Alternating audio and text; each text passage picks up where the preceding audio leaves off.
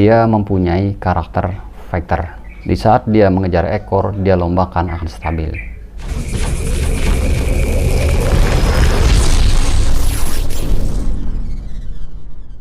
Assalamualaikum warahmatullahi wabarakatuh. Bertemu lagi bersama kami Ainabet Farm, channel yang mengupas tentang seputar burung dan penangkaran. Di pertemuan kali ini Ainabet Farm akan membahas seputar permasalahan burung terujukan. Saya akan sedikit menjawab pertanyaan-pertanyaan dari subscriber ya teman-teman. Ini sudah banyak sekali yang masuk.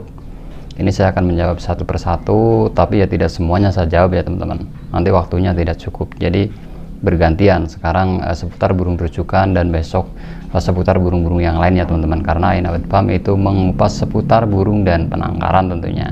Nah, sebetulnya saya itu kepingin sekali live streaming teman-teman, jadi bisa interaksi langsung bersama teman-teman semuanya, khususnya Rokol Mania teman-teman. Tapi banyak sekali kendala, jadi terpaksa saya tidak bisa, dan saya mohon maaf sebesar-besarnya karena saya masih punya anak dua teman-teman, masih kecil-kecil, sehingga itu nanti bakalan mengganggu, sehingga kita semua jadi tidak fokus teman-teman. Dan saya juga tidak bermaksud menggurui, saya juga bukan guru, bukan suhu, saya hanya berbagi pengalaman teman-teman. Jika video-video saya bermanfaat, syukur alhamdulillah. Jika tidak bermanfaat, ya silahkan diabaikan saja, tidak apa-apa teman-teman. Oke, langsung saja kita akan memulai pertanyaan pertama ya teman-teman, itu seputar permasalahan burung terujukan teman-teman. Dan saya akan sedikit mengasih solusinya, bukan berarti saya menggurui ya teman-teman, saya hanya berbagi pengalaman. Oke, langsung saja. Pertanyaan pertama itu dari Wales teman-teman. Mau nanya Om, kalau mau ngombyok TR itu lebih baik milih yang muda atau yang udah usia mapan Om? Oke, langsung saja saya jawab ya teman-teman. Menurut sepengalaman saya, kalau mau ngombyok burung terujukan itu lebih baik itu yang sudah deker teman-teman.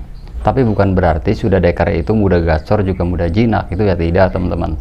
Ya tetap sama saja, kita melalui proses penjinakan terlebih dahulu baru kita bisa menyeting burung tersebut. Tapi minimalnya kalau sudah deker dia sudah mempunyai materi ya teman-teman, jadi dia sudah mempunyai dasar. Nah, tapi sebagus apapun burung ombyokan itu menurut pengalaman saya itu lebih baik yang dari lolohan teman-teman. Selain mudah gacor juga mudah jinak teman-teman. Nah, itu pertanyaan pertama. Oke, kita lanjutkan teman-teman. Oke, pertanyaan kedua itu dari Devita Putri teman-teman. Bang, gua 10 hari yang lalu baru beli terujukan ombyokan dan udah 2 hari ini saya mandikan dengan tangan karena saya fokus sama penjinakan dulu bang.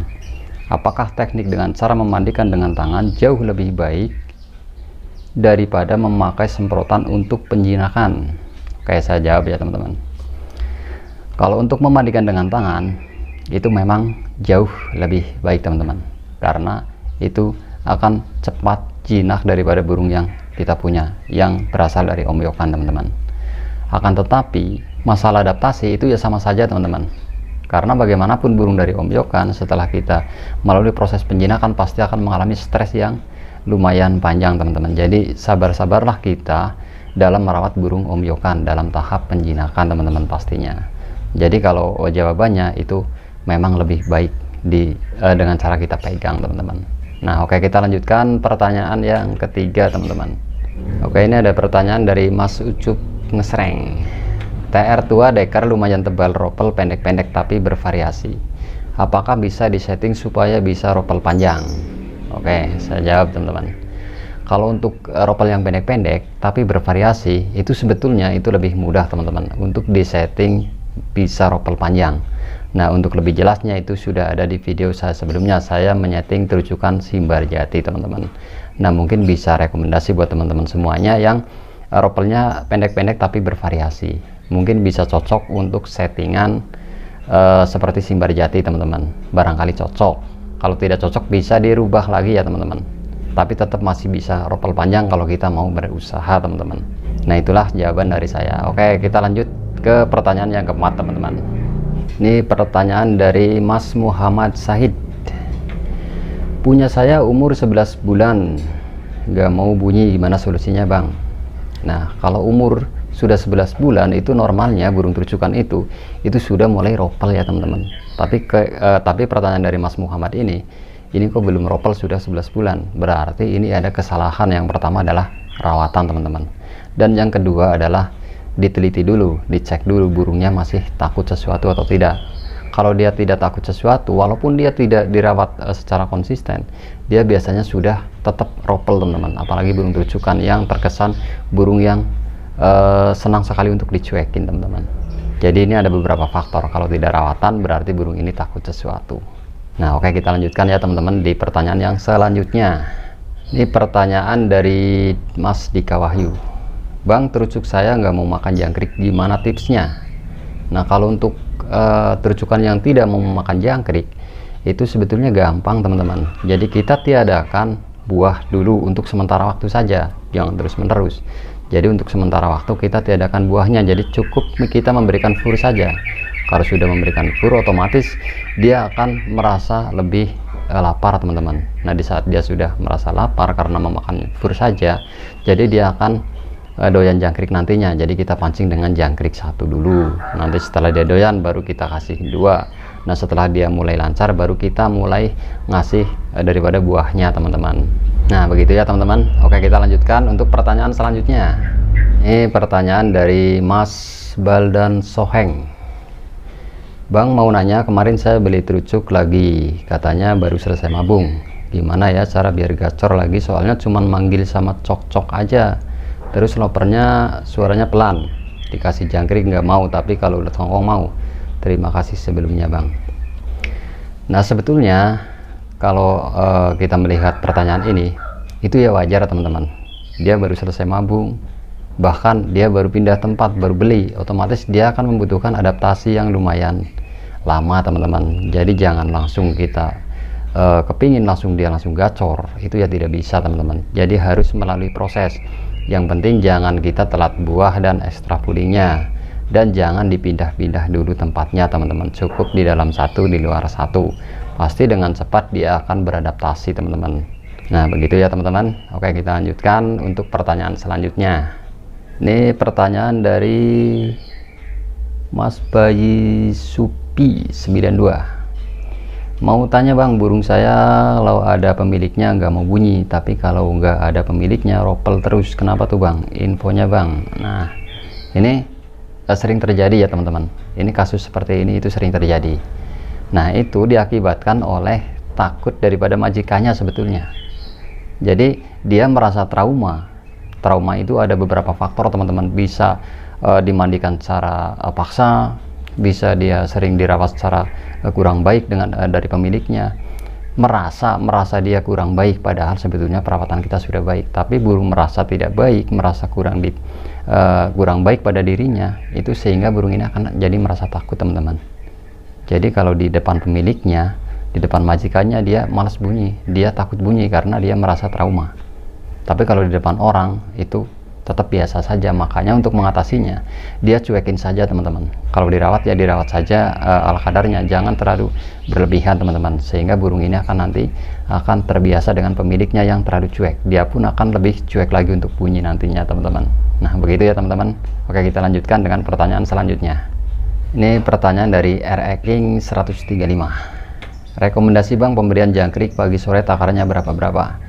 Nah kalau rekomendasi pemberian jangkrik itu sebetulnya ya menurut kekuatan burung teman-teman. Kadang ada yang kuat banyak tidak menimbulkan OB, ada yang makan sedikit sudah menimbulkan OB. Jadi takarannya itu kita memberikan jangkrik itu lebih baik banyak dulu. Nah setelah banyak kita bisa ukur seberapa banyak jangkrik yang dimakan tapi tidak menimbulkan OB. Nah itulah settingan yang sebenarnya teman-teman. Kalau settingannya cukup 2 tidak menimbulkan OB tapi dia gacor, berarti cukup 2. Kalau settingannya sampai 5 tidak menimbulkan over birahi, berarti 5-5 teman-teman. Terkadang ada yang sampai 5 tidak menimbulkan OB dan ada hanya satu saja sudah menimbulkan OB. Jadi kita sendiri perawatnya yang tahu teman-teman. Jadi tidak ada takaran batas untuk burung terucukan, yang tahu hanya pemiliknya yang merawatnya teman-teman. Oke, kita lanjutkan kembali pertanyaan selanjutnya. Ini pertanyaan dari Dewi Hidayat. Kalau terucukan saya nggak suka jangkrik tapi sukanya ulet Hongkong, nggak apa-apa Pomas. Nah ini kalau terucukan nggak doyan jangkrik itu sebetulnya kurang baik teman-teman, karena sumber tenaga itu ada di jangkrik teman-teman, bukan di ulet Hongkong. Jadi lebih baik itu saran saya itu lebih baik doyan jangkriknya teman-teman. Kalau tidak doyan ya dilatih seperti cara tadi di video sebelumnya sudah ada teman-teman. Nah, itulah jawaban saya. Oke, kita lanjut ke pertanyaan berikutnya, teman-teman. Oke, pertanyaan selanjutnya dari Alvin. Kalau memang burung tidak dimasukkan ke rumah, memang dia dari awal dia di luar, gimana bang? Apakah pengaruh? Punya saya taruh di luar terus. Nah, kalau di luar terus itu sebetulnya kurang bagus, teman-teman. Pastinya banyak rawan ya, teman-teman. Dari rawan maling, rawan dia memakan hewan-hewan beracun, hewan malam. Dan pastinya kalau dia dipindah tempat, kalau dipindah ke dalam, di dalam tidak akan bunyi, teman-teman. Jadi ya tetap kurang baik kalau kita taruh di luar terus. Begitu, teman-teman. Pertanyaan selanjutnya dari Mas Mamet Vici. Assalamualaikum. Waalaikumsalam. Izin bertanya, kalau burung masih PAUD, masih bantu loloh, tahap pemasteran bagusnya di kerodong apa ablak? Nah, kalau untuk pemasteran sendiri itu bagusnya itu ya di kerodong, teman-teman. Kalau di ablak ya tidak apa-apa sebetulnya. Itu tetap bisa saja kalau burung terucukan. Nah, ini juga ada kaitannya dengan buat harian atau buat lomba. Kalau untuk buat lomba itu wajib kerodong, teman-teman. Tapi kalau untuk harian di ablak ya tidak apa-apa. Cuman jangan ditaruh di bawah lampu yang sangat terang karena akan berpengaruh pada matanya nantinya, teman-teman. Jadi ditaruh di agar mengermang ya, minim cahaya. Lalu kita masterkan. Bisalah di ablak, tetap bisa. Kalau buat harian, kalau buat lomba tetap di kerodong, teman-teman.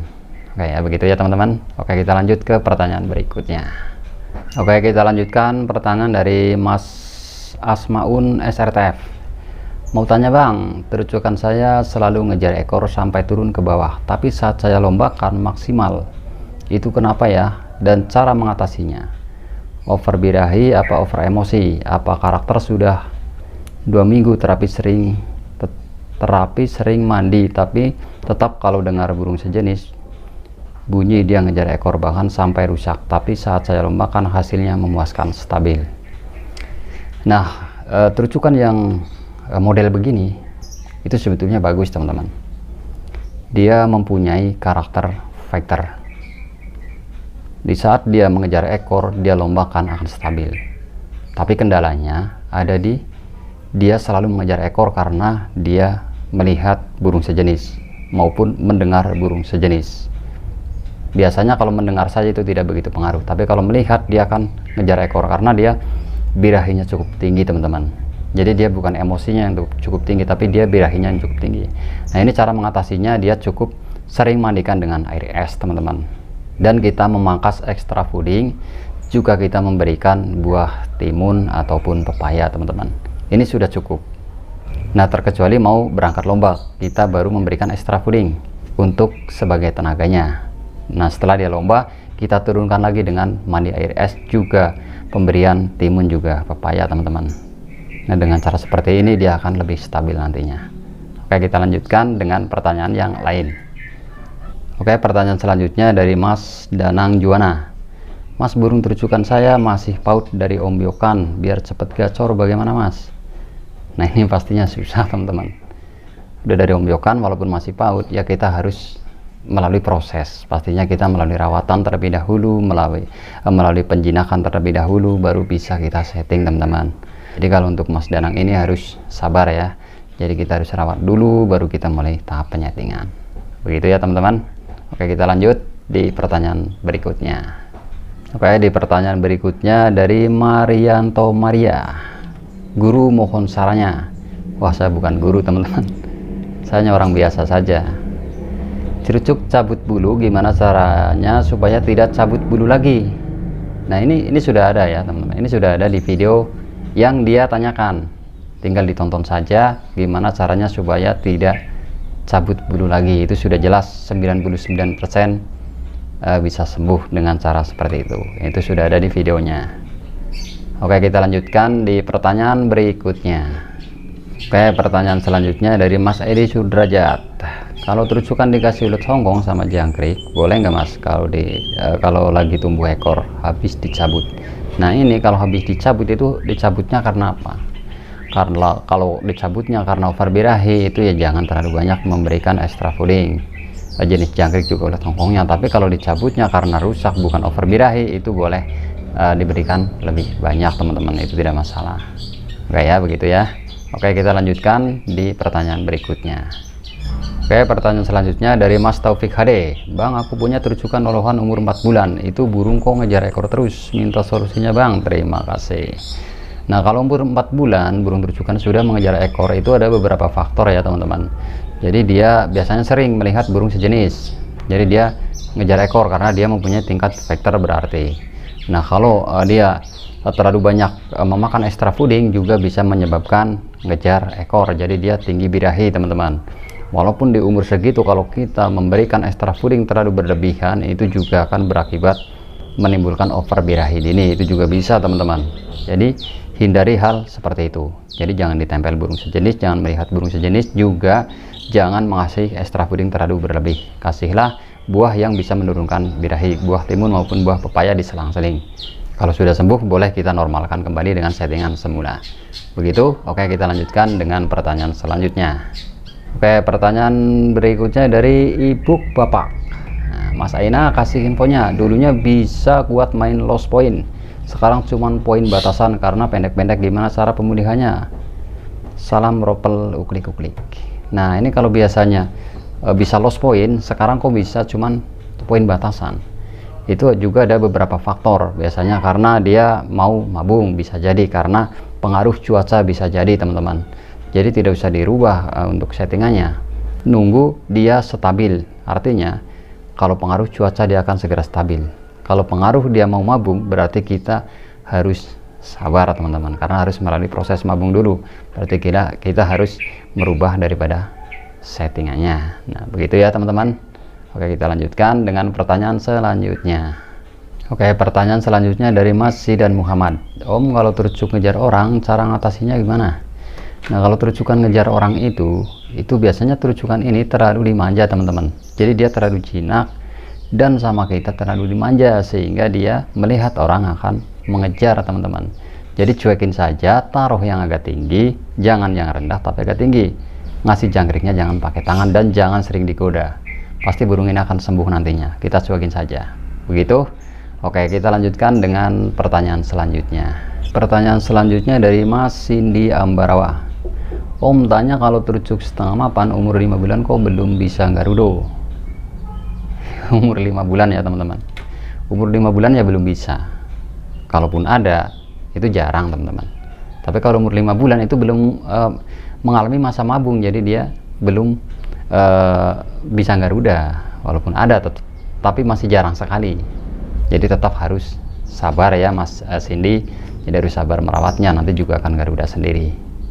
Oke, pertanyaan selanjutnya dari Mas Rosi 45. Kalau ngilangin garuda pada ucuk gimana Om? Punya saya nggak usah dipetai, asal ada orang pasti garuda, taruh di bawah pun tetap garuda. Nah, ini sebetulnya gampang.